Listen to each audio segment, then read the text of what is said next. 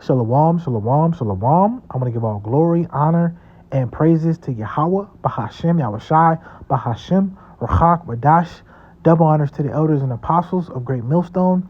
Peace, blessing, and salutations to the hopeful elect scattered abroad, teaching his word in truth and sincerity. I'm back with another lesson through the spirit and power of Yahweh, Bahashem, Yahushai. And today I'm going to do a lesson on Galatians 3 and 28. Now, this is one of the common misnomers that Christians use. Right, they use John 3:16, they use Romans 1 and 16, they use a couple more other scriptures, right? Romans 9 and 24 to say that the heathens can be saved, right? So this is one of the common misnomers that are used, and we're going to go into the spirit and break this down, right? And Lord willingly, this lesson is edifying to the people, to the believers, right? So let's read it. This is Galatians 3 and 28. There is neither Jew nor Greek, there is neither bond nor free, there is neither male nor female, for ye are all one in the Mashiach Yahushai. And if you be Hamashiachs, then are ye Abraham's seed and heirs according to the promise. Right? So they break this down like it doesn't matter what nation you are.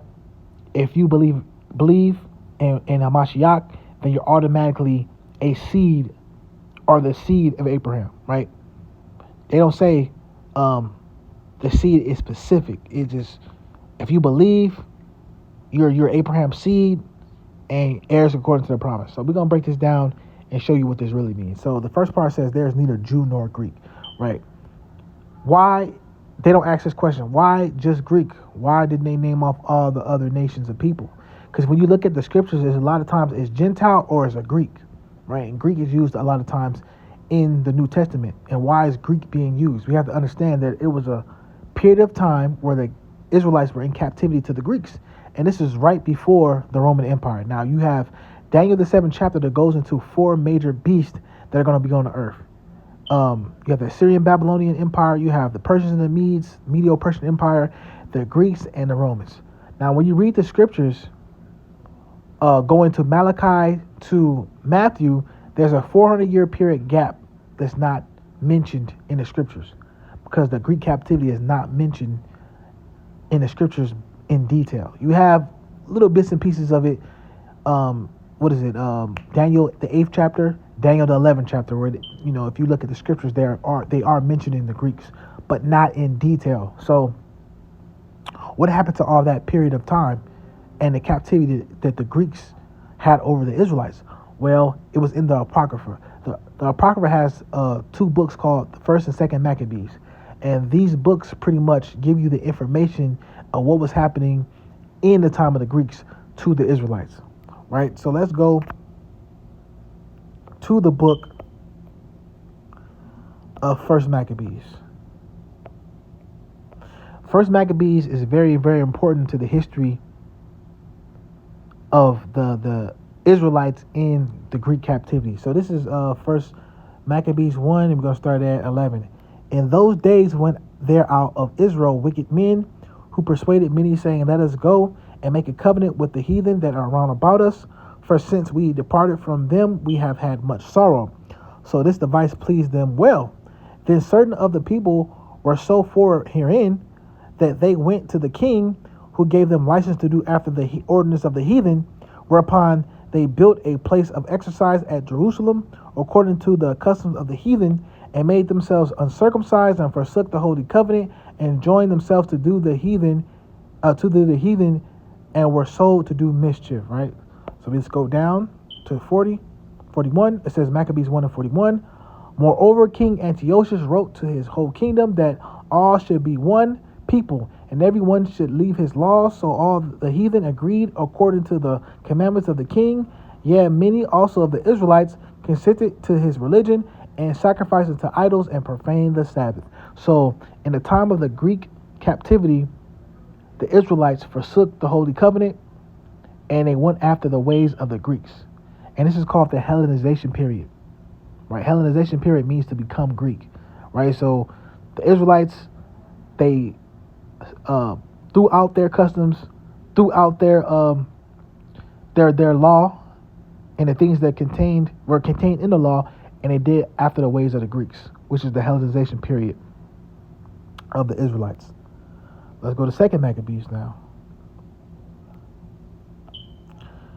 2 Maccabees 6.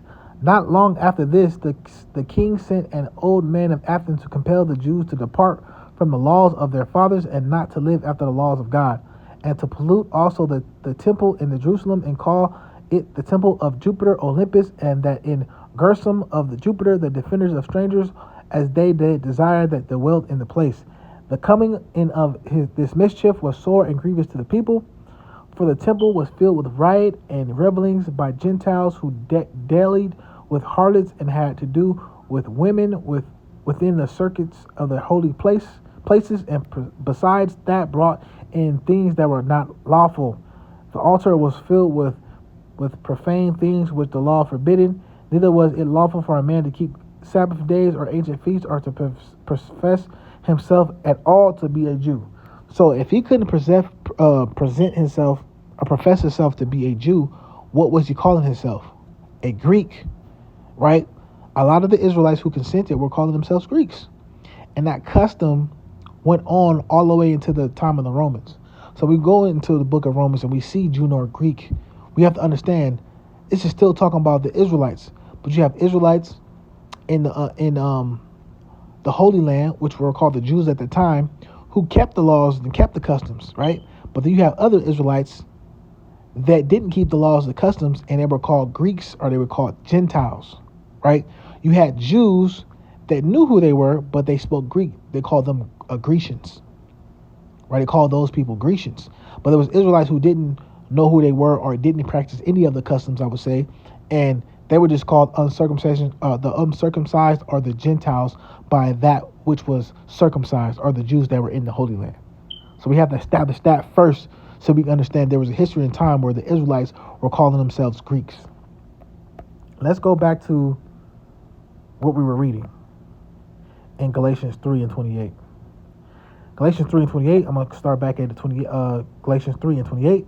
There is neither Jew nor Greek, there is neither bond nor free, there is neither male nor female, for you are all one in Hamashiach Yahushai. And if you be a Hamashiach, then are ye Abraham's seed and heirs according to the promise. Right. So now we look at there is neither Jew nor Greek, is because the Jews and the Greek were from the same bloodline. Though it was a difference in covenant status. One of the people were keeping the covenant and one of the people weren't keeping the covenant, but bloodline wise, they were the same people, and that's why it was no difference between both of them. So let's go down to Galatians 3 and 7. Let's start at 7, or let's start at 6. Even as Abraham believed God, and it was accounted for him for righteousness. Right? So the Israelites, the men in Galatia who received the understanding of Yahushua Mashiach did not receive it through the law, but through faith. Just as Abraham's faith was, accounted for him for righteousness. So it says, now ye therefore that they which are of the faith, the same are the children of Abraham, right? And the scripture foreseeth that God would justify the heathen through faith, preached before the gospel unto Abraham, blessed, saying, and these shall all nations be blessed, right? So who are all these nations, right? So if you take the Christian doctrine, all the nations are all these different nations outside of Israel. But when we go into the scriptures, we understand there was a great scattering of the Israelites, right? So let's go to Zechariah 7 and 14. Zechariah 7 and 14, it says, but I scattered them with a whirlwind among the nations whom they knew not. Thus the land was desolate after them, that no man passed through nor returned, for they laid the pleasant land desolate. So it says what? But I scattered them with a whirlwind among all the nations. Right, and then we will go into the word nation itself. It's goy or goyim, which is the Hebrew equivalent of Gentile. Right, and we understand that Gentile is not specific to the heathen nations or the Israelites or to the nations that are not Israelites. Israelites could also be known as goyim or Gentiles, and it's demonstrated in 1 Corinthians the 12th chapter and 1 Corinthians the 10th chapter, Romans 9 and 24, when you pair it with Hosea 1 and 10. Right? These are the scriptures that you put together to understand that Israelites were called Gentile. in the Old Testament and in the New. Right? So we understand the Israelites were scattered into all nations. Now, when you go into that word nation, or when you go into the word nation, yeah, the definition is just a large people group or a family that becomes a large body, a tribe, a lineage. Let's go to Genesis, the 12th chapter. It says, I'm trying to make sure I find exactly where it's at. Let me go right here real quick. Let me just look it up.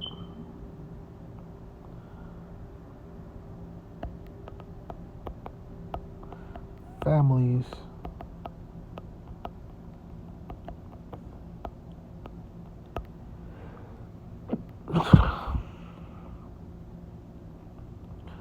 Let's see.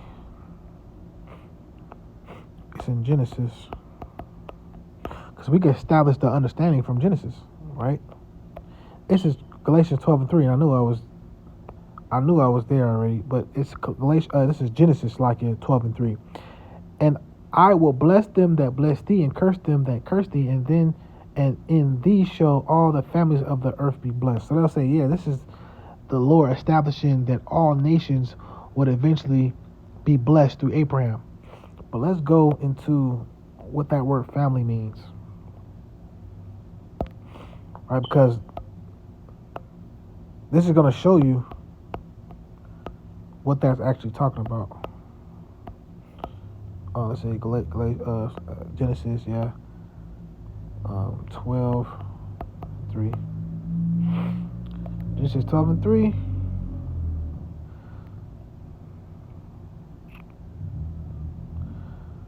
Let's see where it says families, right? Strong's H 4940. Mispacha. Mispacha. Mispacha says clan, family, tribe, people, nation, guile, species, kind, aristocrats. It says Mishpacha, a family, i.e., circle of relatives, figuratively, a class of persons, a species of animals or sort of things, extension, a tribe or people, family, kind. It says red. Let's see. It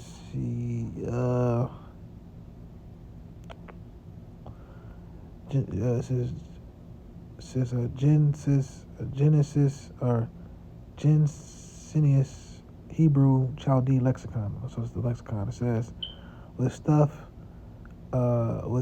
from the root genus, kind of animals, use of inanimate objects, right? So let's go into the root of that word. To sweep, bear, scrape, to win, sweep, bear, be scrape, bearing, to be bare, be laid bare, right? It says bear, stick out. Let's see. Of wind, graze and carry off dust, horse. All right, let's go to the other root. Maid, servant, slave girl, maid, servant, belongs to mistress of dress, speaker, humility. Right, so going into that word, families, it's supposed to say subdivisions. It's supposed to say subdivisions. It might still say it, but let me see, because I don't see the subdivisions, families, right? And this is the same word.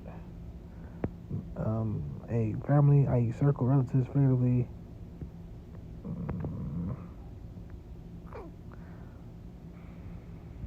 That's why I be hating the GNT sometimes too, because they be getting rid of definitions. I could have sworn, I know I'm not tripping at that word. Families went into word subdivisions, but I can't find it now. It says genus, animals, inanimate is absolute, construct, a family, a clan, a family connected to individuals, right? And now it says united in sacrifice, Passover. Let's see, show all. It says loose, popular sense, tribe, right? A possible array, possible plural, technically divisions of people of Israel, which is what it really is, right? Which is really a subdivision. But I want to see if they say it. Usually, technically, divisions of tribes of Israel, right? That's another one.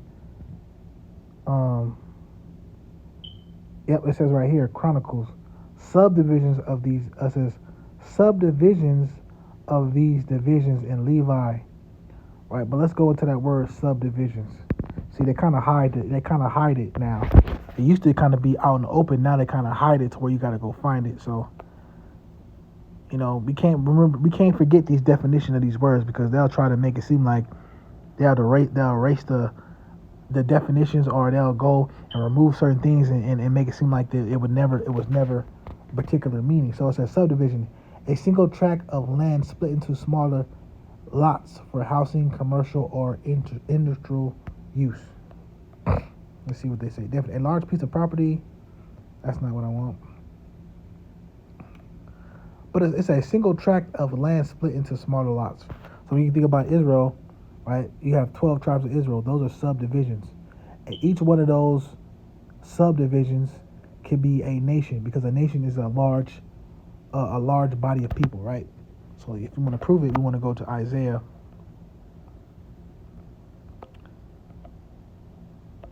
60 and 22. It says, a little one shall become 1,000, and a small one a strong nation, and the Lord will hasten it in its time, right? So it says a little one should become 1,000, and a small one a strong nation, right? So one person can end up being one person's family, their offspring can be so big that they can become a nation, which goes into Israel pretty much having all these subdivisions, which are pretty much nations, right? So that's why when you go to that word families of the earth, it's really talking about the subdivisions of Israelites that were scattered into all nations, according to what we read in Zechariah 7 and 14, right? So let's go back to where we was at. This is how you rightly divide the word of truth. Galatians 3 and 28. Where was we at? I think we was at 3 and 8. Let's read 7 again. Know ye therefore that they which are of faith, the same are children of Abraham. And the scriptures foreseeth that God will justify the heathen through faith. Preach before the gospel unto Abraham, saying, in these shall all nations be blessed. So they're pairing heathen with all the nations that shall be blessed. So when they which be of faith are blessed with faithful Abraham, for as many as are of the works of the law are under the curse, it is written, curses everyone that continueth not in all things which are written in the book of the law to do them, right? So Hamashiach, the Lord Yahushai, took on the curse of the law.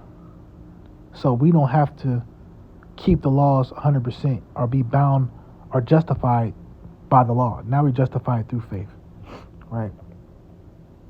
And so let's read Galatians 3 and 28 again. It says, there is neither Jew nor Greek, there is neither bond nor free, there is neither male nor female, for ye are all one in the Mashiach Yahushai. And if ye be Yahushai Mashiachs, then are ye Abraham's seed and heirs according to the promise, right? So the word seed goes into sperma, but it also says, and heirs according to the promise. So now we got to go into the scriptures and see who was the heir to the promise, right? Abraham was given the promise, but he had a particular seed line that would inherit that promise. So let's go into Genesis again and see who it's talking about. So this is Genesis 17, and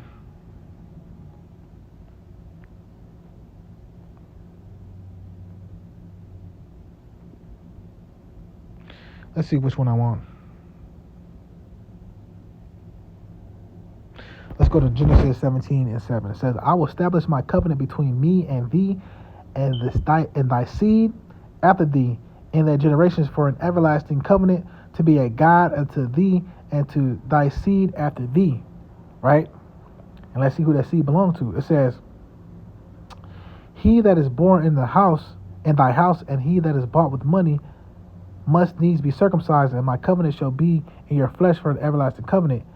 And the uncircumcised man child, who flesh of his foreskin is not circumcised, that soul shall be cut off from his people. He hath broken my covenant. It says, and God said unto Abraham, as for Sarah thy wife, thou shalt not call her Sarah, but Sarah shall her name be. Let's go down to 20. And as for Ishmael, I have heard thee. Behold, I have blessed him, and I will make him fruitful, and I will multiply him exceedingly. 12 princes shall he beget, and I will make him a great nation. But my covenant will I establish with Isaac, which Sarah shall bear unto thee at the set time the next year. Right? So the heir, according to the promise, is Isaac. That's where the covenant is established. Ishmael was blessed to be 12 princes and become a great nation, but the covenant was made with Isaac. Right? Let's go to Psalms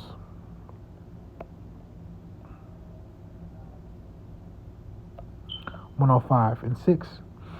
O ye seed of Abraham, his servant, ye children of Jacob, his chosen. He is your Lord, our power. He is the Lord, he is Yahweh, our power. His judgments are in all the earth. He hath redeemed his covenant forever, the word which he commanded to 1,000 generations, which covenant he made with Abraham, and his oath unto Isaac, and confirmed the same unto Jacob for a law, and to Israel for an everlasting covenant.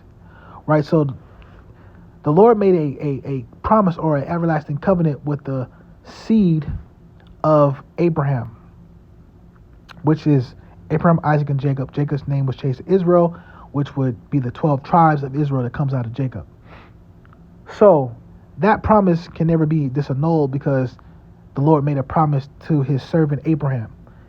Right? And the promise was not contingent on the law, statutes, and commandments. This came before the law. I believe it says it came 400 years after the promise. Right? The law came 400 years after the promise, if I'm not mistaken. Right?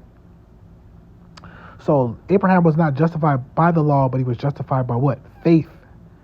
And his faith and his obedience was accounted for righteousness. So his faith is righteousness, not the law itself, not the law, statutes, commandments. Right? The law is righteous, but at this time the law was not given yet. So his faith, his obedience was accounted for righteousness. Right? So let's go further into Romans, the 9th chapter. And we're going to get this and show you exactly who was that promised seed. This is Romans 9, and we're going to start at 7. Neither because they are the seed of Abraham are they all children, but in Isaac shall thy seed be called. We understand Abraham had eight sons, right? He had one son by Hagar, which was Isaac. He had another son by Sarah, which was Slakia. He had one son with Hagar, which was Ishmael. He had another son with Sarah, which was Isaac, and then he had 8 sons with Keturah. So there's many different seeds that came out of Abraham that became nations, right? But it says what? Neither because they are of the seed of Abraham are they all children, but in Isaac shall thy seed be called. So the promised seed is accounted for Isaac. Actually, you know what? I missed Romans 9 and 4. Let's go back to Romans 9 and 4, and then we're going to read 7 again. Who are Israelites, to whom pertaineth the adoption and the glory and the covenants and the giving of the law and the service of God and the promises. That's a major point. The promises were pertaining to who? The Israelites. And now we're going through the lineage of who those promises went to, or who the seed of the promises went to, which we read in 7. Neither because they are the seed of Abraham are they all children, but in Isaac shall thy seed be called. Right? So the seed that got the promise is Isaac, and then it's going to go to Jacob. Right? It's going to go into Jacob, and then Jacob's name was changed to Israel, and then that went to the 12 tribes of Israel. That was the seed of the promise. Right? Slakia. That was a seed of the promise. Let's go back to Galatians real quick. So the seed of the promise went to who? Abraham, Isaac, and Jacob. So now when we look at this chapter, it's not saying, because look at let's go to Galatians 3:28 again. It says, "There is neither Jew nor Greek, there is neither bond nor free, there is neither male nor female, for ye are all one in a Mashiach." Right? Let's actually go back down to here. It says, where was I at? Let's see.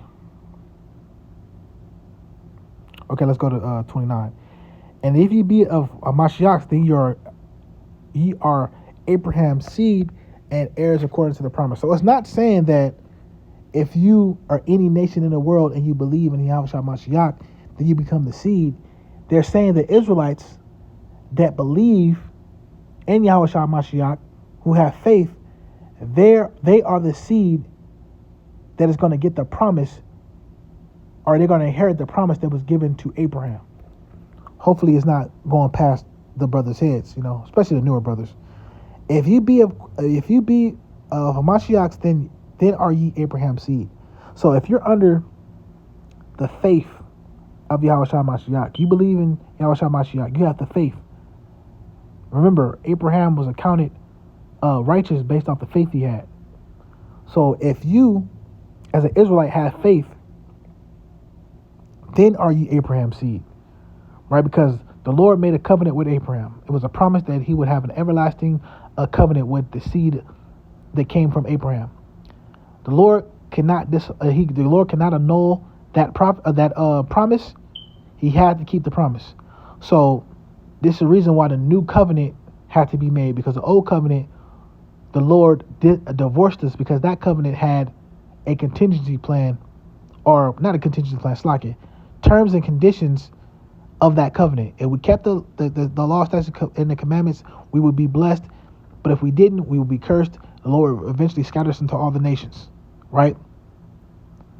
But the promise that Abraham got from God, or from Yahweh, it didn't have any terms and conditions. It was just based off the promise. It wasn't based off the law, statute, commandments. So in the time of Galatians, it's the same thing. Your salvation and your promises is not contingent on keeping the laws, it's through faith. So those who believe, of the Israelites who believe in Yahweh Mashiach through faith, are the seed that would inherit the promises that was given to Abraham. And heirs according to the promise. And the heirs according to the promise. Because why? All Israel is not of Israel. All Israel is not going to get the blessings. Only the ones who are going to be under the umbrella, so to speak, of the Lord, of Yahweh Shai, in having faith in him. Those are the Israelites that are going to be justified. Not the ones who think the law is going to justify them, like the Pharisees and Sadducees and a lot of the Jews who opposed the teachings of the apostles because they weren't yoking them under the law. Right? So let me read that again. "And if you be a Mashiach, then ye are Abraham's seed and heirs according to the promise." So this is all still talking about the same people. It's talking about the Israelites. But you have a division. You have those who are the elect of the house of Israel, the remnant that was spoke about in Isaiah the 10th chapter. And then you have the other Israelites who are disobedient, who Yahweh Shai is supposed to be a stumbling block, and they're not supposed to understand it because it was only given to a specific amount of people to believe and to be justified. Right? So if you are justified by faith, then you are the heirs according to the promise. Then you are the Israelites that are going to receive the promise that was given to Abraham. That's why I said the election, has Israel got what he's seeking for? Let me actually read it. What is it? Romans 11:7. "What then? Israel have not obtained that which he seeketh for, but the election have obtained it, and the rest were blinded." So all Israel didn't get what they was looking for, but the election have obtained it, which is the chosen, and then the rest were blinded. What does it say? Many are called, but few are chosen. Those are the chosen are the elect, the ones who are justified by faith, and the ones who are heirs according to the promise. It's talking about the Israelites still. because the Lord had to keep the promise that he gave to Abraham. He can't annul that promise that he made for Abraham, because that would make him a liar. And God is not a man, or Yahweh is not a man that he should lie, nor the son of man that he should repent. So he doesn't change his promises. And so Abraham and Isaac and Jacob was a seed, or was the promises passed down to that specific seed line, not to Esau, not to Ishmael, and not to the other sons of Abraham. And in those and in that seed, they will be justified, right? Those who believe in Yahweh Shah Mashiach. Through that lineage, you had a remnant who will be justified through faith and get the promises that was pertaining to Abraham. What? They're all, the seed would have an everlasting covenant with the Most High. Let's go to Hebrews 8.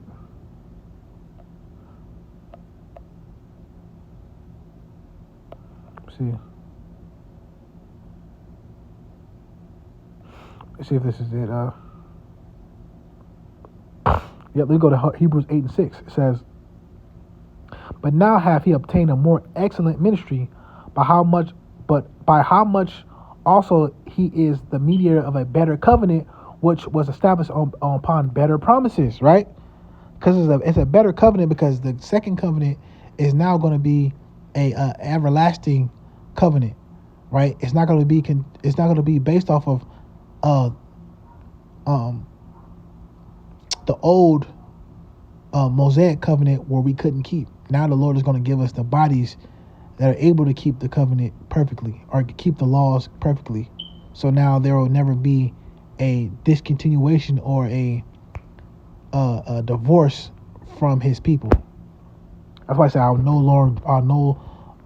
no more drive you into the other nations. He's no longer going to divorce us. We're no longer going to have a time where we're in captivity, because the laws are going to be our inward parts. It says, "For if the first covenant had been faultless, then should no place have been sought for the second.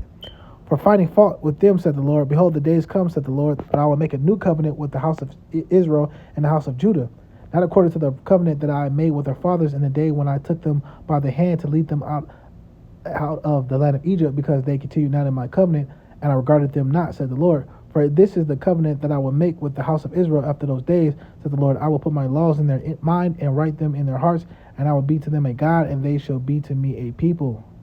Right? So this is the whole conclusion of the Lord making that promise with Abraham, that eventually he will make a new covenant, and that covenant won't be disannulled, it won't be breached, right? Because the Lord is going to make the Israelites be perfect, to where there will be no need for curses and captivity and things that happened in the first covenant.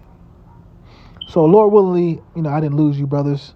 Going into Galatians 3 and 28 and how you reconcile what that really means, right? Christianity will try to bring in all the other nations, but it's still talking about the seed of Israel.